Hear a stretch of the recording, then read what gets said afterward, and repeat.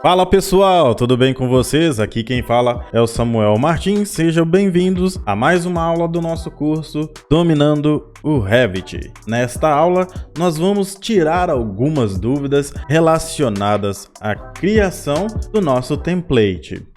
Dominando o Revit.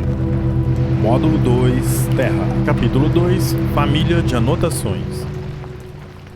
A outra dúvida que me perguntaram aqui foi: Samuel, essa identificação da área, ela colocou uma área aqui pra gente. Como que ele fez isso? Bom, o Revit ele calcula pra gente, dentro desta família, eu vou apertar um Tab aqui em cima do texto, até aparecer pra mim essa família com um X no meio. Eu posso ver aqui embaixo, né, como eu mostrei lá no início do nosso curso, que aqui embaixo fica mostrando o que eu estou selecionando. Aponto o mouse para cima do texto, aperto um Tab até encontrar o X. Aqui embaixo vai estar referenciando o ambiente sala. Clico nele.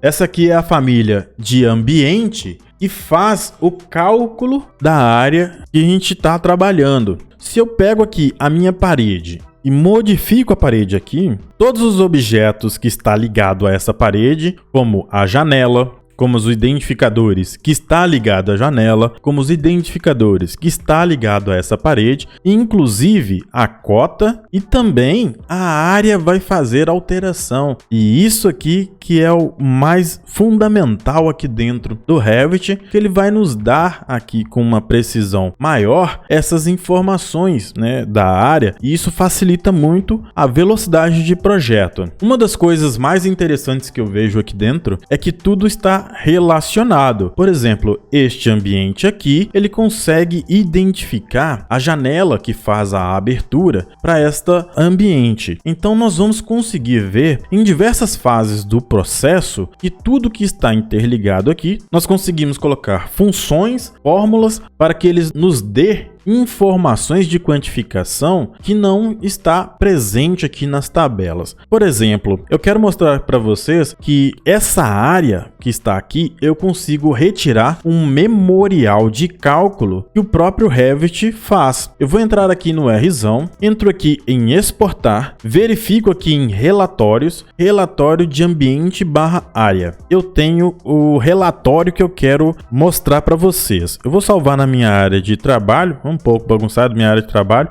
parece um limbo. Tudo que cai aqui some. Eu tenho aqui o nome do arquivo, coloco aqui relatórios. Eu só espero conseguir encontrar esse relatório depois. Temos dois tipos de relatório. Um que contém o relatório e integração da área numérica do ambiente e temos o relatório de triangulação da área do ambiente. Vou selecionar essa opção. Aqui nós temos vista atual, ou seja, ele vai fazer para mim o cálculo desta área que temos aqui, porque só temos esse ambiente. Vamos salvar. Vou substituir o arquivo que eu já tenho gerado lá. O arquivo gerado, ele é gerado em um arquivo HTML do Google. Eu vou dar 2 cliques nele para poder abrir. E junto com ele também salva uma pasta com essas imagens aqui. Veja bem, essa daqui é exatamente o cálculo de área do nosso ambiente já gerado pelo Revit, contendo aqui as dimensões dos nossos objetos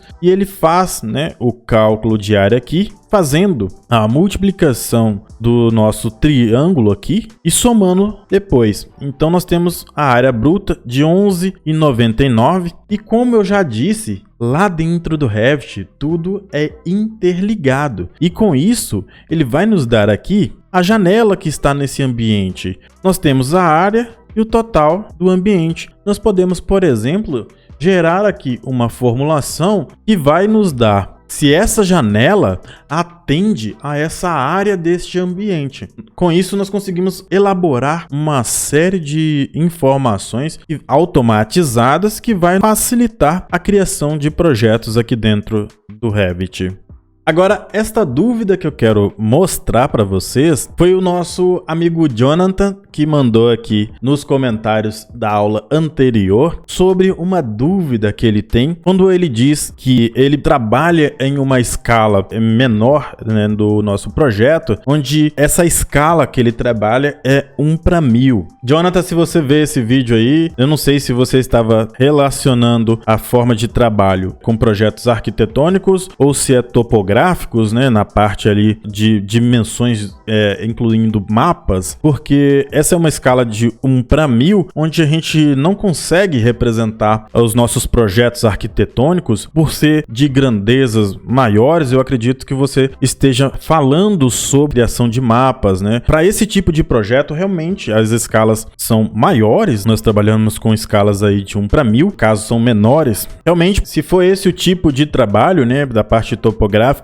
para realização de mapas, de parte de mapas de cidade, outros tipos de mapas topográficos, realmente a escala é menor, né, de 1:1000 e não 1:50, que é a que está representada aqui. Mas a dúvida dele é relacionada com a sobreposição das informações aqui dentro do nosso projeto. Essas sobreposições ocorre pelo seguinte fato. Veja bem, aqui nós estamos trabalhando com 1:50. Eu já defini que este texto aqui, ele já vai estar com 2 milímetros na criação dele. Esse texto aqui, que é o texto das cotas, nós podemos observar aqui sim que ele está com tamanho de 2,5. Essas medidas que nós estamos trabalhando aqui, ela não vai mudar, ou seja, este texto aqui, ele vai manter 2 milímetros em qualquer escala que você está trabalhando.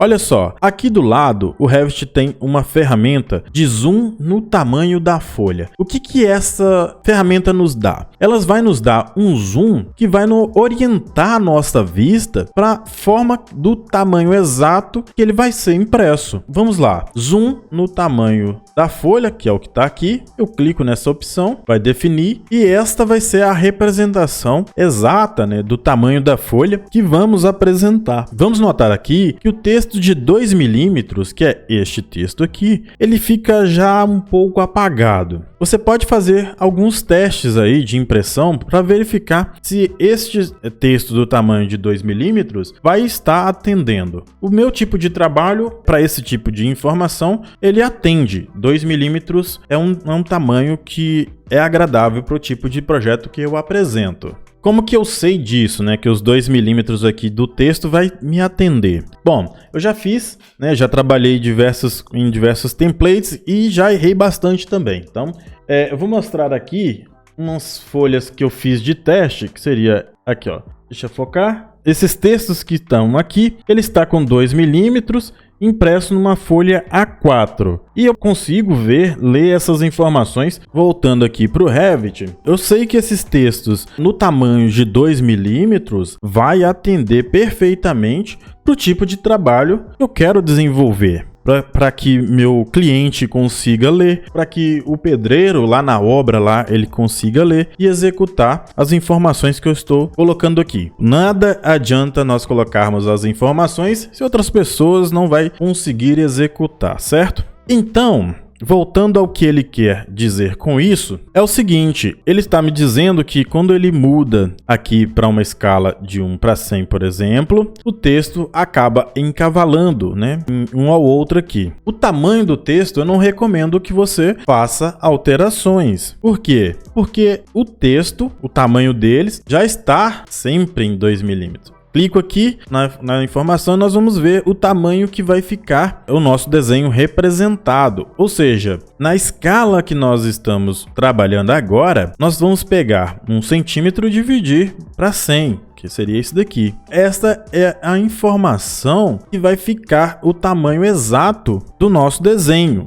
em uma escala de 1:100. O desenho foi reduzido, só que o texto manteve. Então essa é a função, né, de trabalhar em escala. Quanto mais nós formos diminuindo essa escala, colocando, por exemplo, 1:1000, os nossos textos vão ficar sobrepostos. Vai ficar cada vez mais sobrepostos, só que, eu lamento, o Revit vai manter aqui os 2 milímetros. Então, em uma escala onde a gente tem uma escala muito grande, 1:1000, infelizmente algumas informações nós vamos ter que retirar do nosso projeto. Em uma escala como essa, de 1:1000, os desenhos vão ficar tão pequenos que nós não vamos conseguir, por exemplo, nem enxergar uma porta. Por isso que eu acredito que você esteja referenciando quando você fala sobre escalas maiores, você está trabalhando com mapas. Eu quero mostrar aqui um exemplo disso, é a utilização no mapa, né, do Google,